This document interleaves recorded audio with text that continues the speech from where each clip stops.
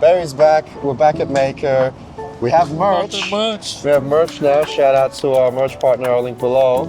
And I think the markets are back. I don't know. We've seen a wild pump overnight, so we'll see. Let's grab a coffee and talk crypto. 97 next probably. Ethereum is already about 3,000 above, so the next level should be roughly 3,200 if the dips hurt. Long term, they're good. I did panic sell a little bit yesterday. Who was right? Who was right? But HBAR hasn't pumped yet, so I did pump and then. But what does Vanguard say? Sony today announced that they're minting their own stablecoin for in-game transactions. Every company eventually jumps into the stablecoin saga. That's what everyone wants their own stablecoins. Vanguard have tweeted, Mike, you were right. No, why not? But yeah. So the bitter and bullish guys, you were right. I think we see 74. Oh, don't tell me. So I don't see. To be honest with you, it's the one bag I haven't sold. There's definitely a weird USDT hit piece. Sorry, Alex Becker. I don't see AI coins when you can just buy AI stocks. What can crypto do that traditional markets can't? Exactly. The answer is, you're talking about Ondo. Just say it, man. Just say it. Just slap me in the face. Would you like to come have some coffee and pie with me? Hey, firstly, shout out to Printza, who did our t-shirts. Thank you very much to Tony and the team there. They really came through in a pinch for us. I will link below to try and get some merch. I think we'll get some more merch done for our personal use, for tax reasons, and for maybe to give some away to you guys who trade on Day 1X, maybe as part of the leaderboard. There you go. Yeah. We've just launched a leaderboard which allows you to earn XP points for anything that you do on the exchange. So it's different XP points assigned to instant buys, order buys, regular buys, market buys, KYC, referrals, all that.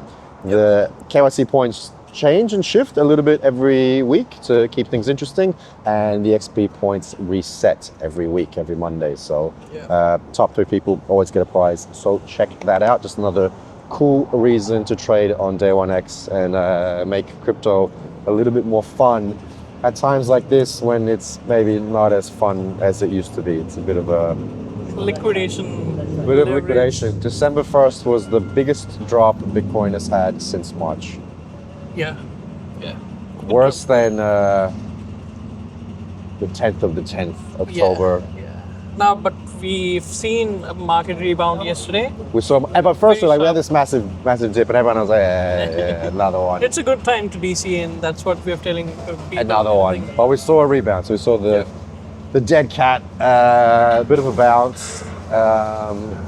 I think if we can hold this Bitcoin, what's the test? 97? 97 next probably, and Ethereum is already about around 3,000 above, so I think the next level should be roughly 3,200 if Bitcoin goes to 97. Yeah. And I think we should definitely see 100K tap because there's a big short liquidation cluster sitting there. So you think we break through 97? Yeah. Okay. If we try to tap 97, I think we can see a quick squeeze to 98, 99, and then 100K eventually. Because a lot of shorts just sit there. Yeah. So. Okay. And it's more of a mechanical. That's some good news, right? But we've said for a while in a couple of episodes that the dips hurt. Long term, they're good. I did panic sell a little bit yesterday. I was just busy and I didn't want to sell. I didn't want to miss things going down further, and I sold some altcoins, got out of some further positions to try and get more USDT to buy in, and then I missed the buy in. Oh, okay. So I missed, I lost about 7% on that particular trade. It was just a busy day. Yeah. But I'm more comfortable. I bought back into ETH. I still think the upside for ETH is higher than for Bitcoin. Yeah, and I don't see a world where ETH doesn't run if Bitcoin does. Yeah, definitely. So, and I think it's more of an alt season that will come eventually because the QT has ended officially. Yes. From Federal Reserve, and whenever there's a history, whenever QT ends, there's a good time to be into altcoins. That's where the massive rotation starts to happen. So I think ETH leads the way. QT has ended. Rate cuts are pretty much assured in the US. Yes, yeah. So the rate cut thing, so that was a spike that we saw. That's where I think it eventually spiked. The BTC and Ethereum pumped because there are now 87% chances that US will cut rates again. And I think the Fed might go dovish this time. And if it does, there's big liquidity surge that's going to come eventually in Q1. So I think That's still the issue, as we haven't seen the liquidity, as we've been saying. Nice that you're now talking about Q1 and not the end of the year. I'm just playing as levels. No, it's sort as of per a the thing. market structure. I wish, Yeah. Hindsight. Yeah. Really early on, we were saying, October is the time to get out. Wish we had listened. Yeah. Should have sold everything in October and rebought back in now. We didn't. I was traveling, so I missed that personally. But it just goes to show how you should have a plan to begin with, Yeah, definitely. and just stick to the plan. I think we shouldn't just rely on Q4, Q1 anymore. Like, this is not a seasonality play anymore.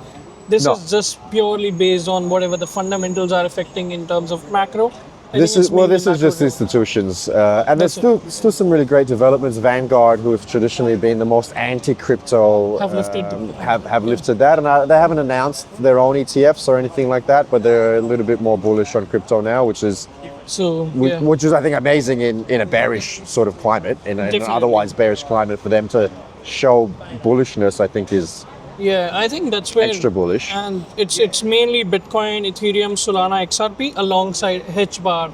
So HBAR is the only altcoin that Vanguard actually I didn't even know that. I approved own some Hedara. Great. So I did buy a bit of HBAR yesterday, just based on the news. So I think I'm not giving it as a financial advice, but I think we should see good upside on that. Yeah. Well, Because this is the only it's altcoin American. that's included in the major list now. Hedara does some really good things. So they sponsor the American karate tournaments. Yeah, they're out there. We talked about them before. I actually even purchased some HBAR NFTs, if you remember. Yeah, Dead Pixels. I remember it. Yeah. Which have done nothing. But NFTs will come back eventually, so I'll hold on to them. It was a couple HBAR, right? And they hold the value to HBAR. So HBAR does well, they do well. Definitely. So I think they're one of the US coins that will be backed by these institutions and will have a good run. So I think they'll be sitting in the retirement fund. Smart long term. Yeah. Yeah. So that's a smart long term, I think, ecosystem play. So you can look at HBAR and you can look at the beta plays that are on there, like NFTs and other things. DEXs, yeah. There will be. I haven't tapped into the HBAR ecosystem yet, but that's definitely. Well, there's your one of the homework. interesting. Yeah, definitely. Come back next week and tell us what you see in the HBAR ecosystem, what DEXs you're using. It's been a while. It has. It's been a while. I've researched alongside crypto, like the new tokens, new projects. I know, like. Well, you remember Hype? You were all about Hype, and I was all about HBAR. Yeah. Like Hype has retraced back to now $32 levels. Who was right? Who was right? But HBAR hasn't pumped yet, so Hype did pump and then. But what does Vanguard say? Vanguard have tweeted, Mike, you were right. Oh, why not? But yeah. So the bitter and bullish guys, you talked about HBAR, you were right. We're gonna include it. We're gonna include HBAR in the list. That's what they said. Put HBAR in the retirement fund. So yeah. The other interesting news that happened was MicroStrategy putting up a USD reserve. Oh, really? So they've put a cash reserve because they need to pay dividends, right? And they don't need to sell PTC as the rumors were circulating, like they need to sell BTC now to cover their dividends and obligations. So what they've done. So Michael Saylor tweeted like why, every time they buy, they've got the chart showing orange dots. So he tweeted like day before yesterday saying, okay, should we get some green dots? So I saw that. What is the green dot going to be? That's USD what it was. Reserve. Okay, so yeah, I saw that. They've set up a $1.4 billion USD reserve in order to cover the obligations that they've got. So they don't need to sell BTC in order to cover their obligations. So that's where a lot of fear was there, because what happens if MicroStrategy starts to sell BTC in order to cover the obligations? And they were like, okay, we've got a different playbook now. Okay, that's interesting. That's very interesting. I love. Do you use LinkedIn a lot? Yeah. You're on LinkedIn, so I love. There's like you see one article and it gets some traction, and then someone pops into ChatGPT and says rewrite this and reposts it, and when you're in like the crypto community, you see the same shit coming over and over again. Yeah. Or the anti-crypto community is, people now want to engagement farm by being bearish. Yeah. Now that's The last couple of days, I've seen the same post over and over again from different people. I've commented on some of your posts, so you know who you are, about how can MicroStrategy have a $55 billion reserve of Bitcoin, but only be worth $45 billion. Yeah. It's all fake, the real value of Bitcoin. And I just like, as I quoted, please don't say stuff like that because it makes the crypto community look stupid. If you run a business and, there's our dev, there's Jose. If you run a business and your business has a debt, it is worth less than its assets, right? So, or director's loans or anything like that. Furthermore, you can hold $55 billion worth of BTC, but good luck selling $55 billion worth of BTC without the price plummeting, especially if your strategy. I've seen a lot of these posts about strategies of fraud, Bitcoins are fraud because they valued themselves at less than their reserves. Your company can be worth less than your assets. So that's where I think it makes the crypto, like when you have crypto experts, so these are like crypto experts saying this, and like you obviously don't know business. This is just purely engagement farming. That's what it's just engagement farming. It's the on latest. Twitter as It's well, that's the narrative. The other posts on X that going around was, it's all manipulation. Bitcoin is dumped for no reason. I've looked at all the information and all the news. There was no reason for the dump. Well, you didn't look at the Japanese yield. You haven't considered the macro factors, man. It's more of a macro tailwind. And it's a deleveraging event that we have witnessed it because the last videos we covered, right? In like the Japanese, it used to be a carry trade wherein they literally got free money from Japan because the borrowing rate was so low. And you can literally park it somewhere on risk on and just get 4%, 5%, 10% or whatever you can generate on top of it, right? By paying only 0.1% to Japan. And now what is happening is Japan yield curve is just going up. So they need to close those positions in order to pay the liability back. That's what is happening across the world. And crypto is basically the smallest industry, the smallest risk on asset right now. So it gets impacted the most because the liquidity is very thin right now. That's where we saw a very sharp drop. What it means is that we see the massive volatility. Because any sort of impact is just huge up and down waves. Exactly. So it creates a ripple effect, right? And the shitcoins are having a lot lesser liquidity right now. So that's where we've seen like massive drops. But these opportunities are very good to buy the dip if you really. But even Bitcoin, the liquidity is not here. Retail is not here. What we're seeing with the price action, what we're seeing the buyers are institutions, and so they buy, they sell, they have the different reasons. The liquidity is just not here, which is why you see. So, and people panic. The small amount of retail that is here goes, oh my God, BlackRock's taking profits. Like these are businesses that will take profits, they'll buy, they'll sell, they'll trade. That's what they do. It's not doom and gloom. But I think sort of what I was saying was, I'm noticing like all the KOLs, all the influencers on LinkedIn, on the same post rotating everywhere. It's just the same post rotating. It's the same narrative. Everybody's engagement farming, or they'll try and do the opposite. They'll try and say the opposite. The other one I see all the time now is Bitcoin breaks when quantum computing, it's gonna come finally. It's gonna come. My argument is always, if Bitcoin has an issue, banks are decimated at that point. And people act like Bitcoin isn't upgradable. Bitcoin is upgradable. We've seen soft forks. There are Bitcoin developers that are actively doing we've seen soft forks twice in the last 8 years for different security issues, and 2030 is still a relatively long time away. There are proposals for Bitcoin to address the quantum problem. So it'll happen, don't panic. And that's already happening. That's what we've seen OGs shifting the dormant Bitcoin to new addresses because those are sort of quantum resistant for the time being. The previous wallets. Not the Bitcoin, right? Exactly. So that's where we've seen a lot of buzz creating. But in a way, when you shift, it's like you're executing a new version of that contract, right?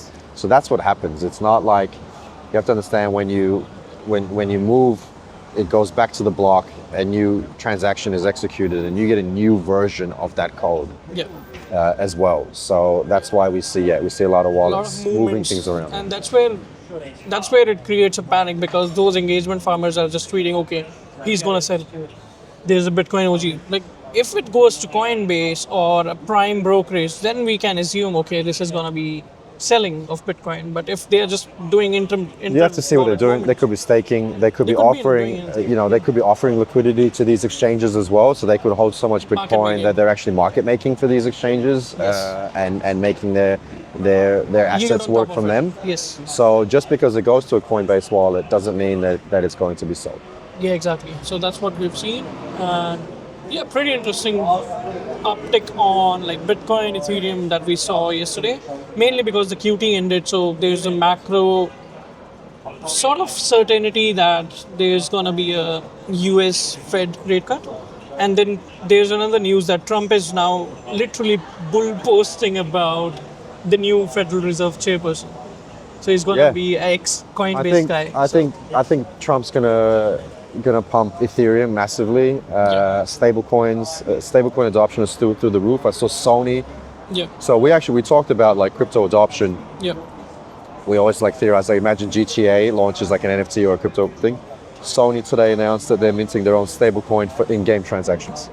Every company eventually jumps into the stablecoin saga. That's what everyone wants their own stablecoins. Yeah. Yeah. So that adoption. So stablecoin adoption is good for the infrastructure that it's built on. Yes. So if your stablecoin is built on Solana, on USDC, or if it's built on Ethereum, you need that layer 1 token to transact gas, or that gas is paid for. I feel like Sony, they haven't announced it, but I think they'll do gasless transactions because in game it feels weird to have someone trading something in game and having to have Ethereum or Solana there. So I think they'll do a gas station, but Sony pays for that gas. Yes. So that means as the volume goes up, the usage and the liquidity that flows into that ecosystem, that layer 1 or layer 2, pumps up the price of that layer 1 or layer 2. Definitely. So all this adoption leads to the core EVM platforms, Ethereum, Solana, everything going up. Right now. That's what I've seen. Like Solana, even Kalshi, the prediction markets. I didn't see. So I don't know if it was announced. If it hasn't been announced, I haven't seen what Sony's building on yet. I may have completely missed it, and I literally saw this announcement as I walked out. Funnily enough, on LinkedIn. Yeah. Might be some engagement farming as well. But it'd be interesting to see. Okay, like you're Sony, you're a Japanese company. Do you adopt a US-backed blockchain, or do you develop your own or whatever? But anyway, it's quite interesting. They are tying to USD. So exactly. So that's where we have covered anyway in the previous videos as well, that in order to save US dollar or the dominance of the US dollar, US is going to be pushing the stable coin very bigly, and that's what we have started to see, the stablecoin adoption coming to that. And I think Sony coming in, like Sony do really interesting things. They're pushing into the car market. If they have stable coins on your Sony TVs, on your Sony PlayStation, you're doing all your purchases and transactions through that. If you look at the volume of how much money, so this would mean that when users purchase video games on the Sony Play Store, it'll be transacted via stablecoin. Yes. That is massive volume. That's massive. The video game industry is trillions of dollars. Yes. And PlayStation is the way. Yeah, no, definitely. I totally agree. And that's where the stablecoin adoption is just increasing day by day. Every day we see new news coming around. And that's good for crypto. I guess that's my point. Like, that is good. Good for crypto in general. Yes. Yeah.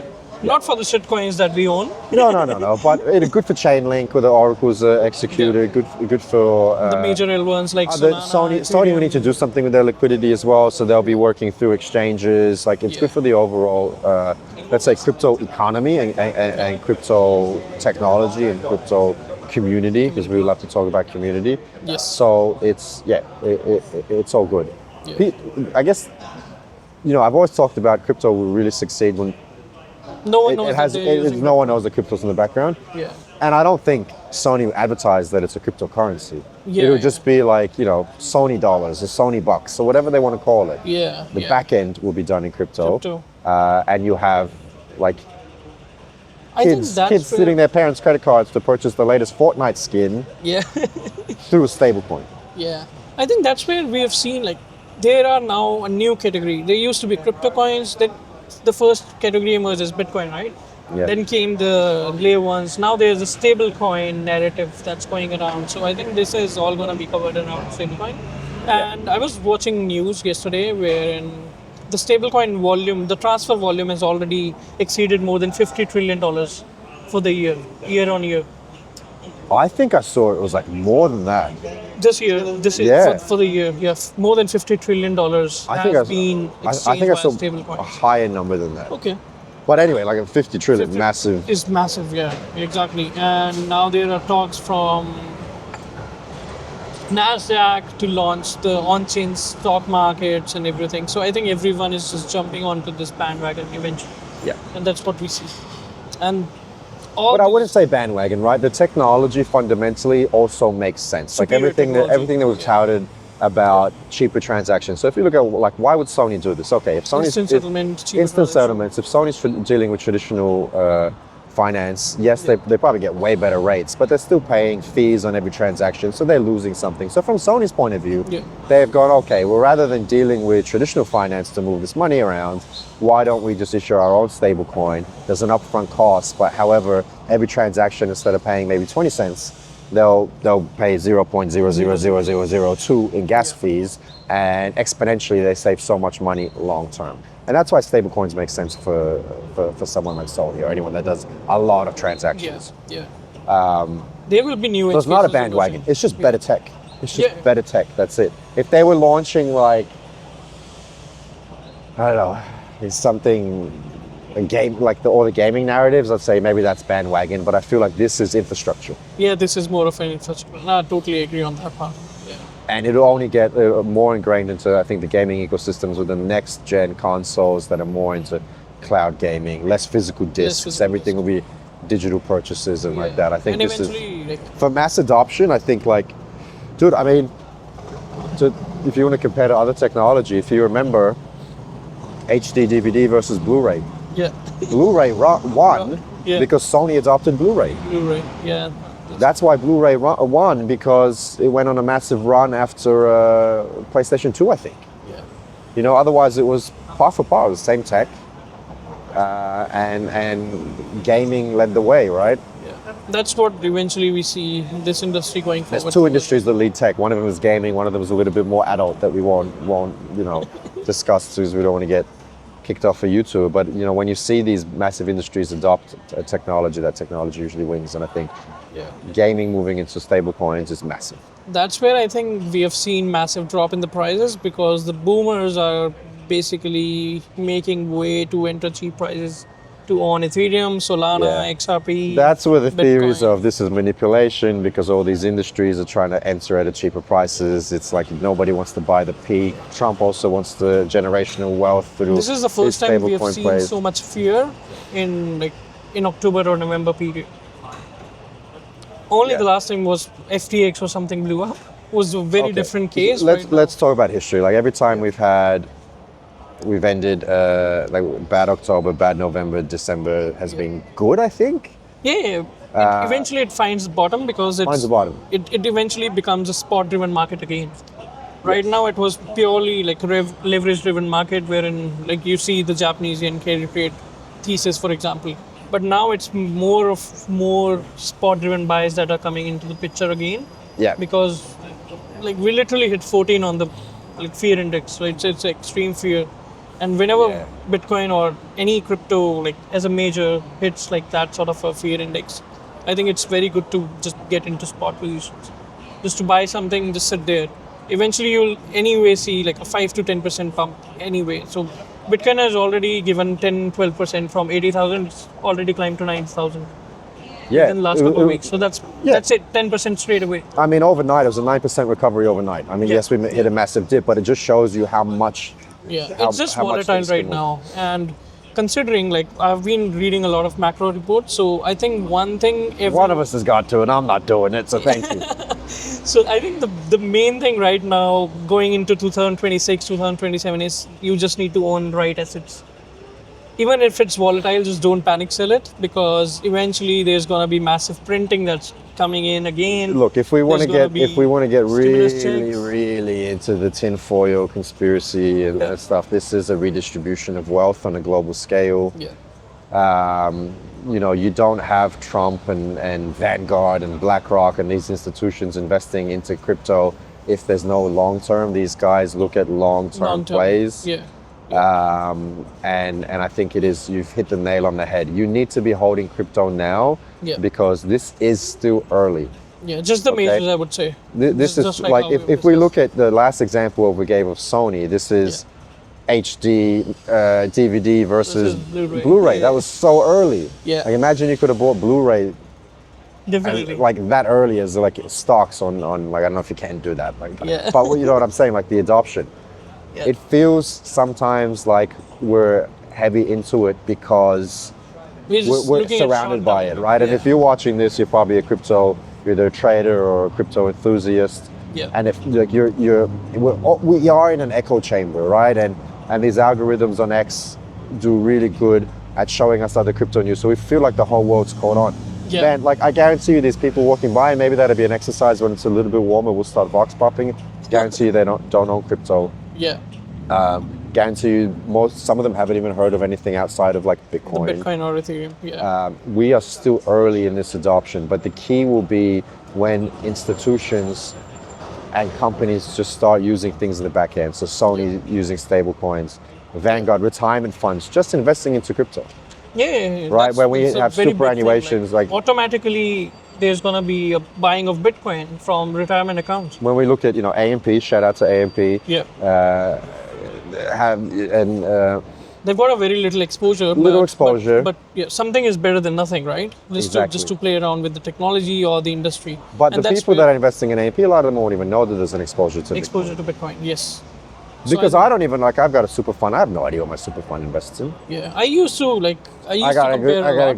good EK Financial, shout out to Aaron who handles all of that for me. So I can sit away and go, okay, the guy's smarter than me. Yeah. I handle a lot of that. But fundamentally, you don't know. So when you start getting these institutions adopting crypto, which they will, or Bitcoin. Or Bitcoin. Right? Yeah. Bitcoin will be first.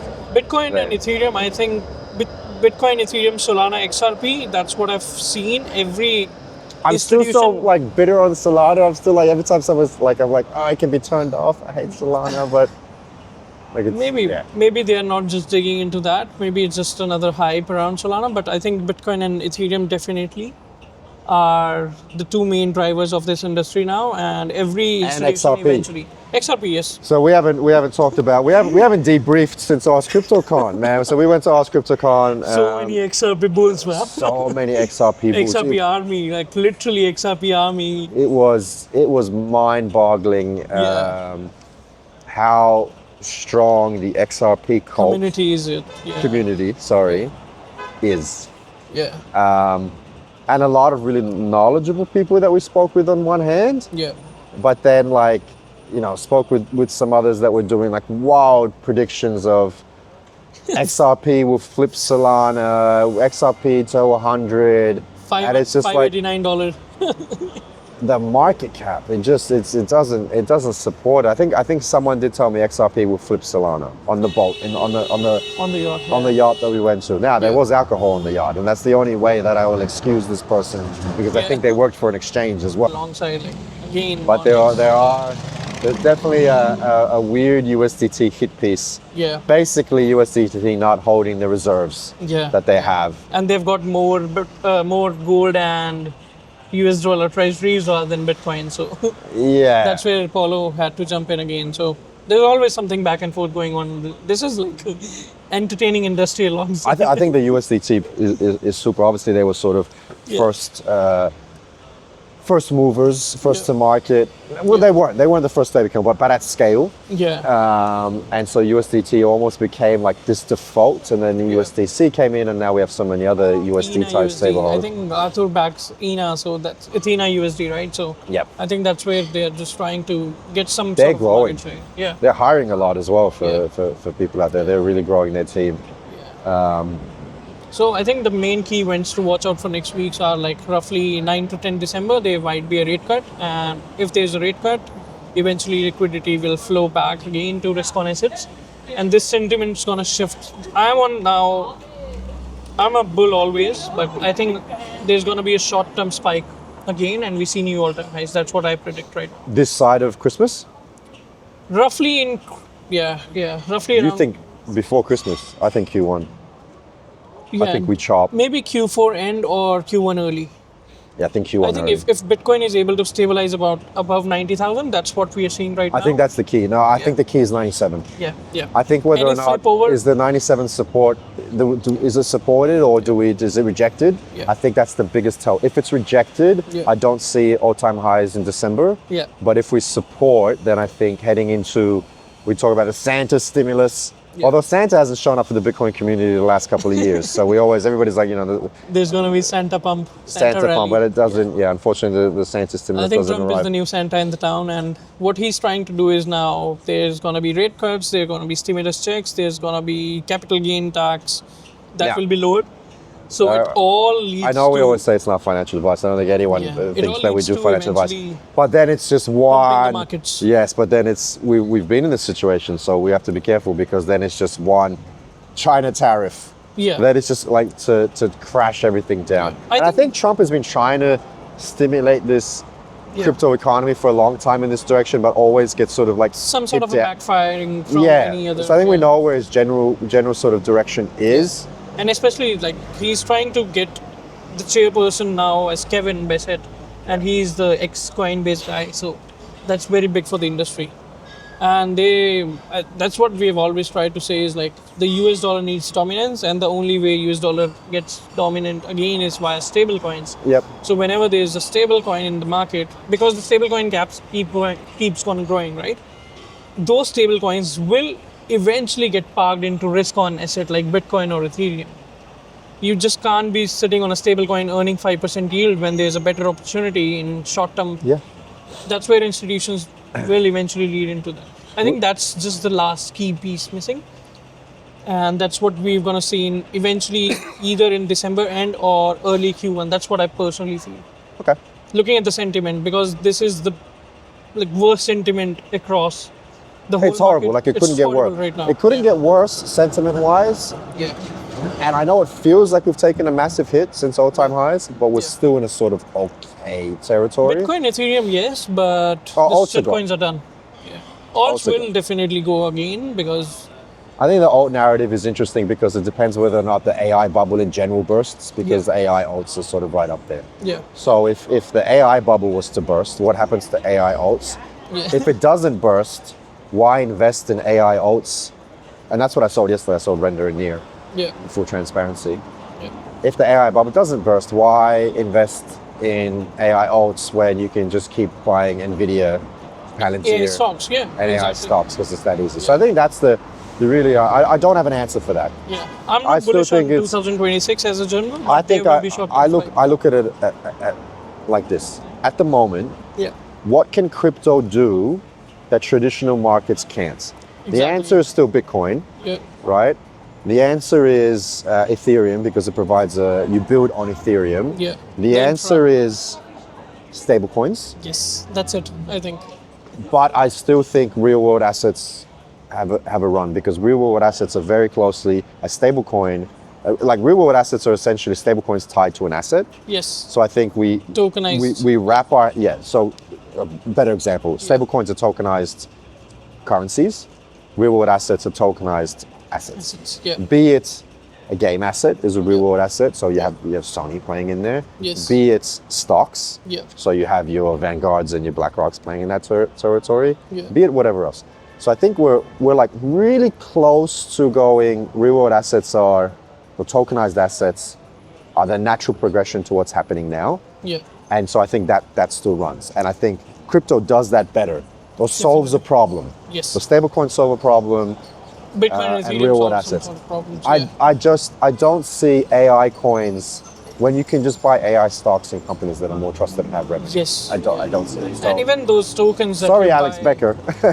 even the tokens that you're buying have massive unlocks coming, so it's unlocks. basically... Now, I'm not saying they don't run, right? I'm not saying we They don't will, see they a will spike, but and I'm not saying eventually it's everything not going doesn't to be go a there. sustained rally. I'm just looking at Q1. It's not a sustainer. I'm just looking at Q1. I think real world assets. Like what problems are we solving right now? What problems are we solving in the world right now? And I think we've seen real use cases for stablecoins, and I think that bumps everything else up. Yeah. If only we could tokenize coffee. That's an idea.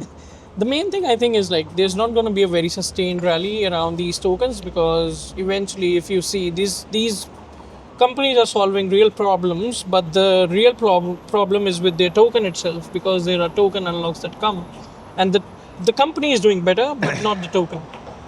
So there's a big difference. You're talking about Ondo. Just say it, man. Just say it.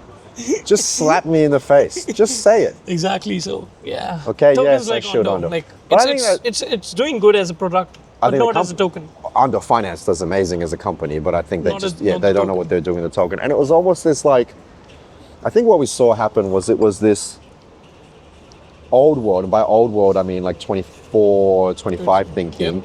whereas like you had to have a token, and then you had to have the stablecoin or real world asset utility Around it, which is yeah. the new narrative. And I feel like Ondo as a token fits into the older narrative. Yes. And it's amazing we talk about like old world in 2 years, a year, right? Yeah. So I feel like they launched Ondo at the end of when that was what you needed to do. Yeah. And they haven't upgraded themselves with the shift in the solution industry. side of things isn't there yet, right? Yes. So I think they've sort of like it's this. Yeah. I think they hate it. I personally feel like the Ondo guys sit there and the Ondo token is like this dead horse that they have to lug around. I really do. Unless they do something around the token. Unless they have some sort of they plan. have dividends or something, like a model.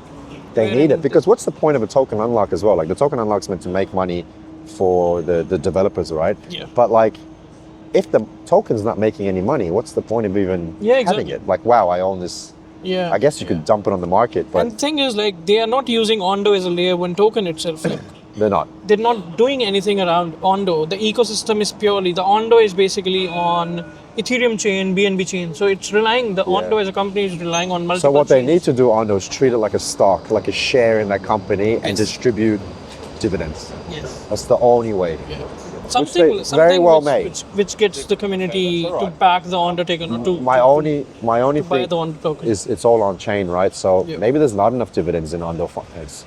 Because it could all just be great announcements, and we know startups run out of loss all the time. No, they've got good TVL. But do they have profit?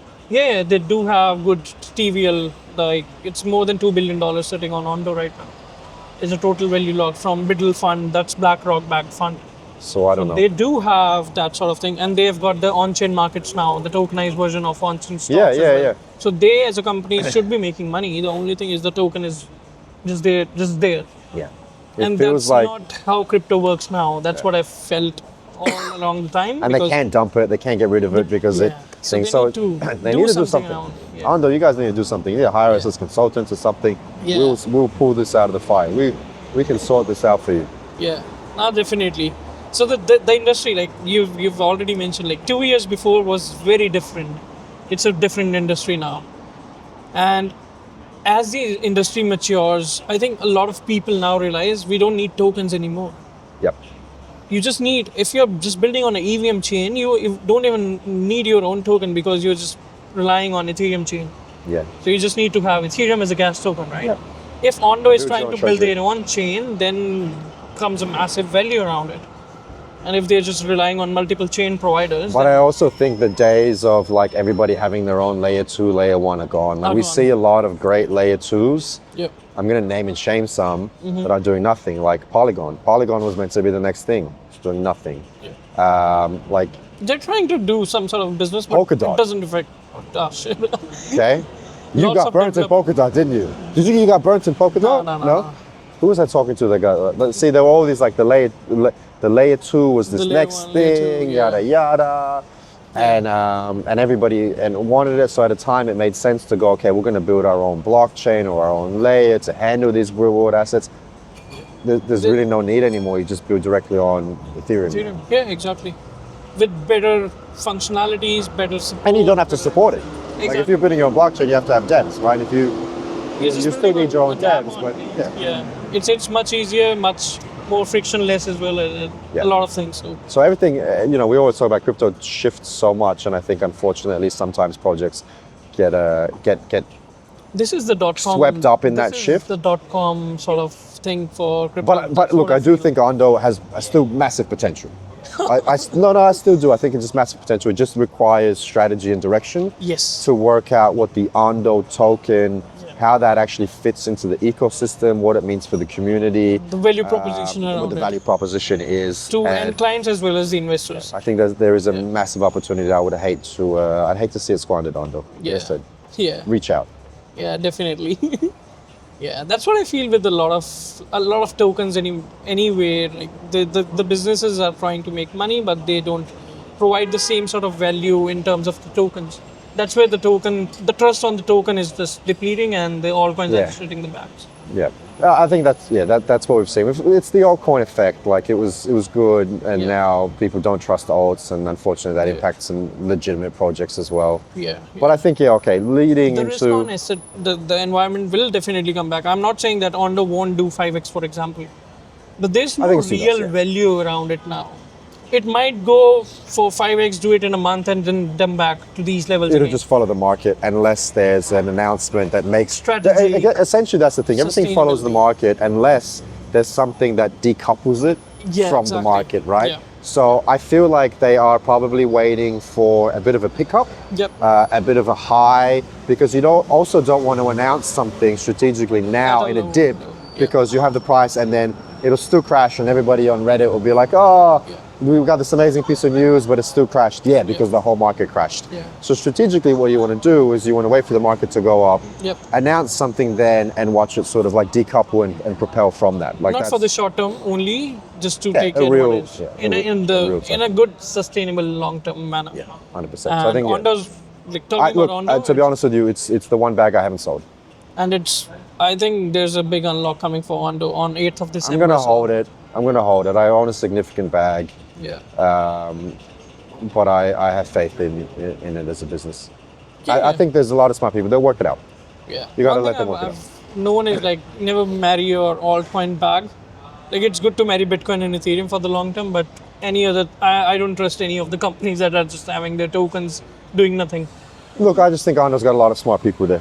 Yeah, So it's definitely. not, you know, You're betting it's- on the people. I'm betting on the Yeah. people. Yeah, that makes sense. I'm betting on the people. Makes sense, 100%. Cool. So leading into December, I think we still hold spot. Yeah. I think we see a nice bounce. I think we probably see a dip this week. Mm-hmm. I think Ethereum sees a bit of a pump because they've got the upgrade. Oh yeah, it happened overnight today. Yeah. So So I think we see a bit of a pump, and then everybody sells, so a little bit of a dip, and then a little bit of a correction upwards. yep. And I think if we reach and hold 97 on Bitcoin, it's a good Christmas. I think if we reject the 97, Yeah. and if I had to choose, I would say we reject the 97. Weird. I'm more bitter now than you are.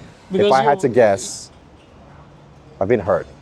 Yeah. Yeah, you took a week bullish off. right now I've been because I think this is wave 3 started.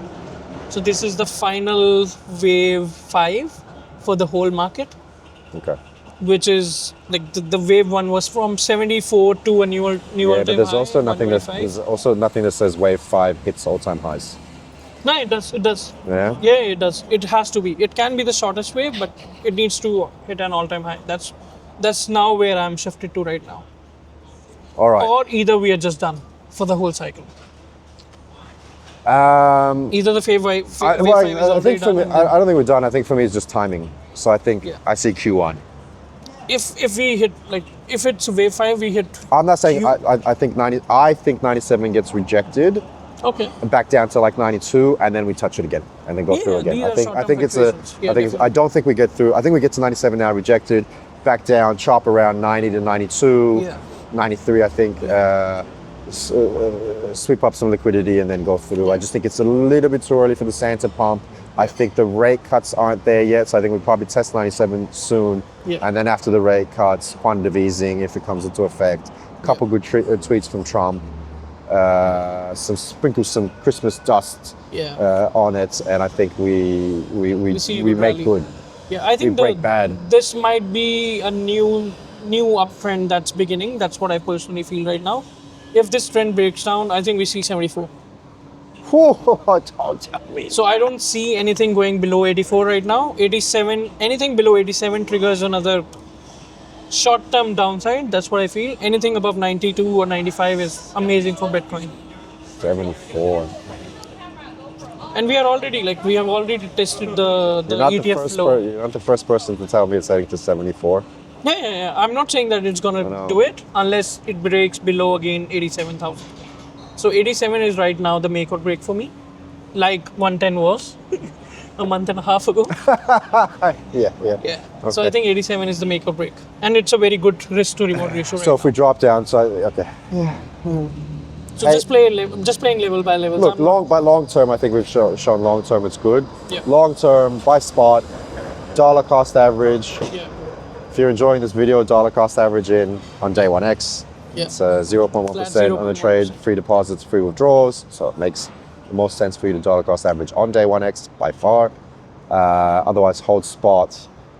And I would say, if you can, and I know it's tough, try and have some dry powder. Yeah. Try and have some stablecoin exposure Yeah. at the moment to make some purchase decisions quickly. Yeah. In or out. Definitely. If these are the psychological levels, I think Ethereum 3000 is a very psychological level, and if Ethereum tries to establish a new trend, I think 3K is the line. Yep.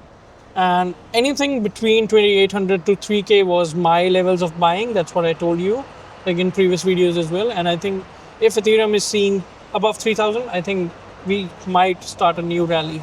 100%. And crypto moves very quickly, so we might see 4,000 within a week or two. I really think Ethereum's the one that surprises people the most. Yes. I think we see potentially all-time highs for Bitcoin. Yeah. But I think Ethereum will be. I think Ethereum doubles. I think that will really, really quickly shock people. Yeah. I don't know how long-term the sustainability is, Yeah. but I think we see positive price action, positive market movement, Yeah. and FOMO hits and people start buying Ethereum because it's a brand, they know it, Yeah. and very quickly Ethereum doubles. Yeah. And then what happens then is Is the topic next of video. another- Yeah. Thanks for tuning in. Coffee maker, always good. Hey, Ondo, give me a call, guys. Give me a call. This is my pitch. Give me a call. We'll see you guys next week. See you guys next week.